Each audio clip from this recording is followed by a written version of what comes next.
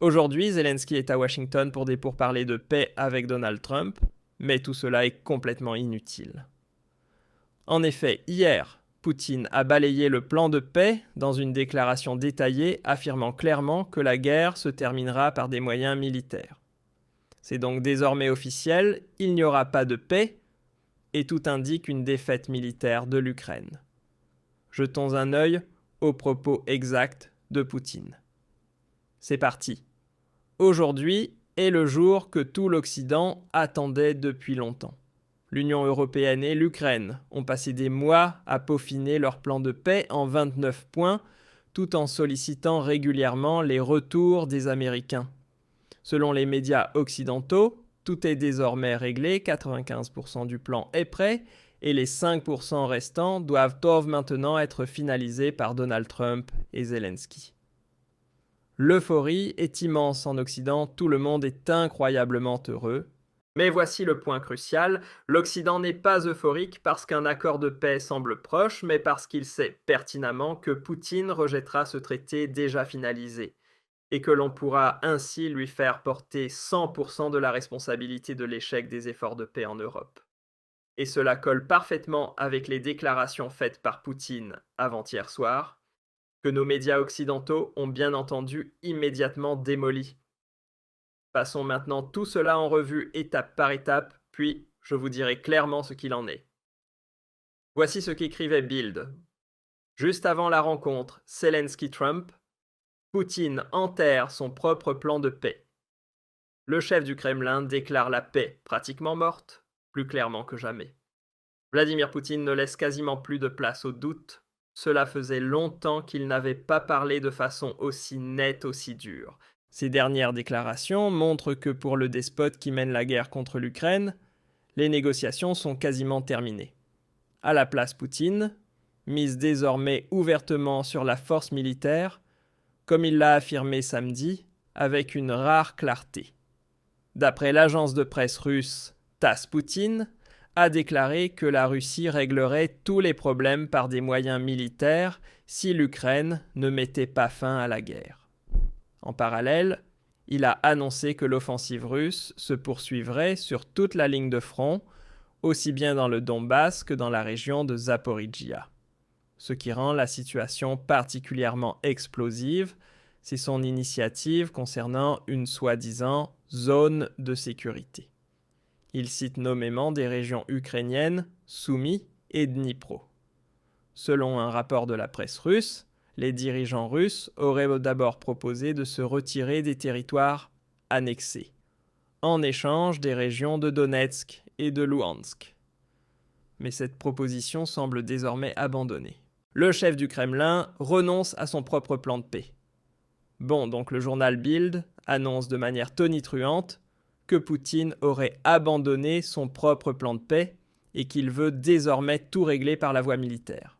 Et pour appuyer cela, il se base sur un article publié par l'agence de presse d'État russe TASS. Et là, évidemment, ça m'a sérieusement fait tiquer parce que, personnellement, je ne crois pas une seconde que Poutine ait mis de côté son propre plan de paix. Mais voyons un peu ce que la TASS a réellement écrit hier soir. Je traduis directement avec Google Translate. Libération de Goulaï-Polé et offensive des forces armées de la Fédération de Russie. Poutine visite un poste de commandement dans la NVO. Le président russe Poutine s'est rendu dans la matinée du 27 décembre sur l'un des postes de commandement des troupes de l'opération militaire spéciale.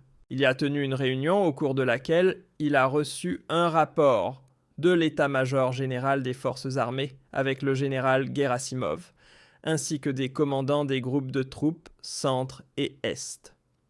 Bon, ça c'était l'introduction de l'article. Il y a encore tout un reportage détaillé derrière, mais je vais le laisser de côté pour l'instant, car ce qui nous intéresse, c'est ce que Poutine a réellement dit.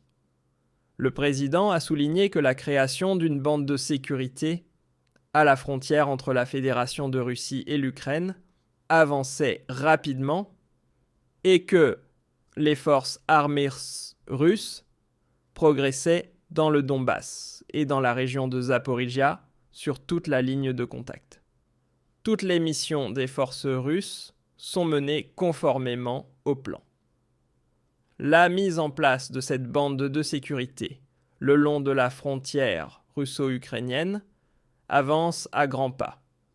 Dans les zones frontalières de la région de Soumy, une bande de sécurité est en cours d'installation, a insisté Poutine.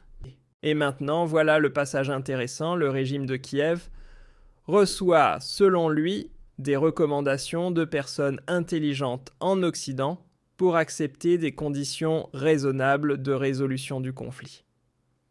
Ces conseils, dit le président, pose les bases solides d'une sécurité durable pour l'Ukraine, ainsi que des conditions favorables à la reprise des relations avec la Russie et à la reconstruction de l'économie ukrainienne. Mais si les autorités ukrainiennes refusent de mettre fin au conflit, alors la Russie réglera tous les problèmes par la force armée. Bon, mes chers spectateurs, ça sonne quand même très différemment de ce que raconte la presse mensongère occidentale, comme Bild. Oui, Poutine a dit qu'il résoudra tout militairement si Zelensky ne met pas fin à la guerre. Et pour parvenir à la paix, Zelensky reçoit de bons conseils de gens intelligents en Occident. Comprenez bien sûr Donald Trump. Et ces conseils, selon Poutine, posent de bonnes bases pour un véritable accord de paix. Autrement dit, si Zelensky accepte le plan de paix initial en 28 points, élaboré par Trump et Poutine, alors oui, la paix est possible. Mais s'il rejette ce plan et revient avec son propre délire sorti de l'Union européenne, alors la guerre se réglera par les armes. En réalité, Poutine ne fait ici que répéter mot pour mot ce qu'il dit depuis la rencontre en Alaska. Il n'a à aucun moment rejeté son propre plan. Ce qu'il balaie, c'est le plan bricolé par Zelensky et l'UE, un plan rempli d'exigences irréalistes du camp perdant bon tout au plus à servir de papier toilette. On peut donc affirmer sans hésitation que le journal Bild ment une fois de plus sans retenue, présentant Poutine comme le grand méchant et Zelensky comme un saint. Du pur style propagande occidentale. Mais Bild a raison sur un point, le plan de paix est désormais officiellement enterré et il n'y aura pas de paix. Zelensky est une nouvelle fois arrivé à Washington avec des exigences maximalistes que ni Donald Trump ni Poutine n'accepteront. Le conflit sera donc résolu par les armes, et l'on se battra, comme le souhaite Zelensky, jusqu'au dernier Ukrainien. Et cette fameuse nouvelle zone de sécurité mentionnée par le Bild, ce n'est pas nouveau non plus. Poutine en avait parlé il y a déjà 4 semaines, après que Zelensky ait refusé d'accepter le plan de paix en 28 points.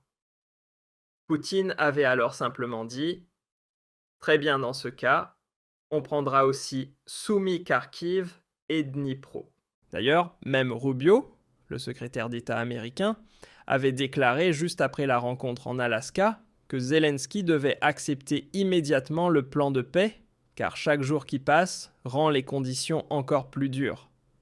Et c'est exactement ce qu'on observe aujourd'hui. Zelensky n'a pas accepté le plan, et maintenant, il perd aussi Soumy Kharkiv et Dnipro. Et s'il persiste à refuser le plan de paix, il perdra également la région d'Odessa, voire encore plus.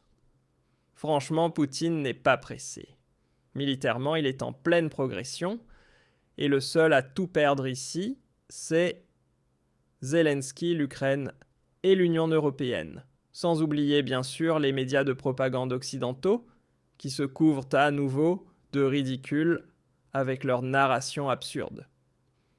Et voilà pourquoi les choses se déroulent exactement comme prévu, la Russie annonce de nouveaux gains territoriaux. Selon ses propres déclarations, elle a conquis 2 localités supplémentaires dans l'est de l'Ukraine. D'après le Kremlin, Vladimir Poutine a été informé par l'état-major de la prise de la ville de Mirnograd, dans la région de Donetsk, ainsi que de la localité de Ouliaïpol, dans le sud de la région de Zaporijia. Mirnograd se situe à quelques kilomètres seulement au nord-est de Pokrovsk, une ville stratégique que Moscou disait déjà avoir conquise début décembre, ce que Kiev a démenti. Pokrovsk a été âprement disputé pendant plusieurs jours et reste un nœud stratégique essentiel pour l'armée ukrainienne. Les avancées russes se sont aussi récemment intensifiées dans la région de Zaporijia. Poutine a déclaré à la télévision d'État: l'offensive russe se déroule le long de toute la ligne de contact. La pression sur les forces ukrainiennes s'accentue. Voilà, vous le voyez, la Russie progresse sur tous les fronts, à l'est au sud et désormais aussi au nord. Pendant ce temps, Zelensky continue de jouer au poker et mise l'Ukraine entière sur un coup perdu d'avance. Et la grande question maintenant, c'est quand ce bluff prendra-t-il fin? Quand est-ce que le Parlement ukrainien va enfin tirer le frein d'urgence, évincer Zelensky et négocier lui-même la paix? Combien de temps ce triste théâtre va-t-il encore durer? Dites-moi en commentaire quand, selon vous, cette guerre va enfin s'arrêter.